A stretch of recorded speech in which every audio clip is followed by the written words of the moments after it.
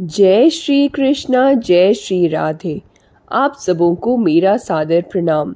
श्रीमद् भगवद गीता के 42वें दिन के पाठ में आपका स्वागत है। आइए शुरू करते हैं। संबंध। इस प्रकार जब समस्त कुल में पाप फैल जाता है तब क्या होता है, अर्जुन अब उसे बतलाते हैं। अधर्माभिभवात् कृष्ण प्रदुष्यन्ति कुलस्त्रियः स्त्रीषु दुष्टासु वाषण्येय जायते वर्णसंकरः।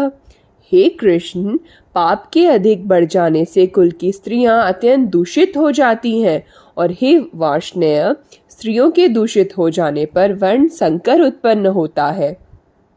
इस श्लोक का क्या तात्पर्य है? उत्तर। कुल धर्म के नाश हो जाने से जब कुल के स्त्री पुरुष उच्च श्रृंखल हो जाते हैं तब उनकी प्रायः सभी क्रियाएं अधर्म युक्त होने लगती हैं। इससे पाप अत्यंत बढ़कर सारे समाज में फैल जाता है। सर्वत्र पाप छा जाने से समाज के स्त्री पुरुषों की दृष्टि में किसी भी मर्यादा का कुछ भी मूल नहीं रह जाता, और उनका पालन करना तो दूर रहा, वे उनको जानने की भी चेष्टा नहीं करते, और कोई उन्हें बतलाता है तो उनकी दिल लगी उड़ाते हैं या उससे द्वेष करते हैं। ऐसी अवस्था में पवित्र सती धर्म का, जो समाज धर्म की रक्षा का आधार है, अभाव हो जाता है। सतीत्व का महत्व खोकर पवित्र कुल की स्त्रियां घृणित व्यभिचार दोष से दूषित हो जाती हैं। उनका विभिन्न वर्णों के पर पुरुषों के साथ संयोग होता है। माता और पिता के भिन्न भिन्न वर्णों के हो जाने से जो संतान उत्पन्न होती है वह वर्ण संकर होती है। इस प्रकार सहज ही कुल की परंपरागत पवित्रता बिल्कुल नष्ट हो जाती है। संबंध।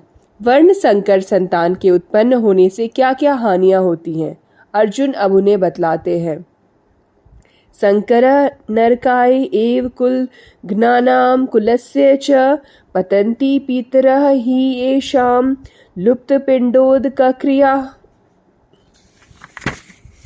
वर्ण संकर कुल घातियों को और कुल को नरक में ले जाने के लिए ही होता है।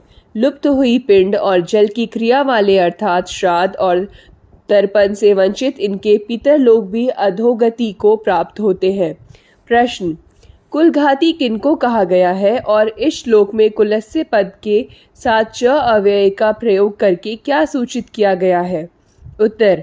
कुलघाती उनको कहा गया है जो युद्धादि में अपने कुल का संहार करते हैं, और कुलस्य पद के साथ च अव्यय का प्रयोग करके यह सूचित किया गया है कि वर्ण संकर संतान केवल उन कुलघातियों को ही नरक पहुंचाने में कारण नहीं बनती, वह उनके समस्त कुल को भी नरक में ले जाने वाली होती है। प्रश्न। लुप्त हुई पिंड और जल की क्रिया वाले इनके पितर लोग भी अधोगति को प्राप्त हो जाते हैं, इसका क्या भाव है? उत्तर। श्राद्ध में जो पिंडदान किया जाता है और पितरों के निमित्त ब्राह्मण भोजनादि कराया जाता है वह पिंड क्रिया है, और तर्पण में जो जलांजलि दी जाती है वह उदक क्रिया है। इन दोनों के समाहार को पिंडोदक क्रिया कहते हैं। इन्हीं का नाम श्राद्ध तर्पण है।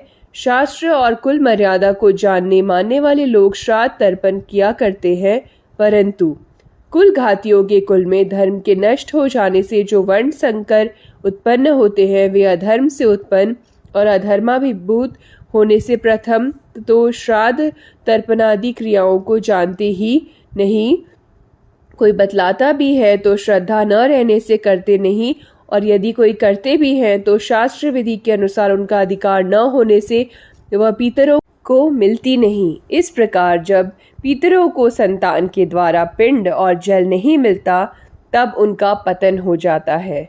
वीडियो पूरा देखने के लिए आपका बहुत बहुत धन्यवाद। जय श्री कृष्णा।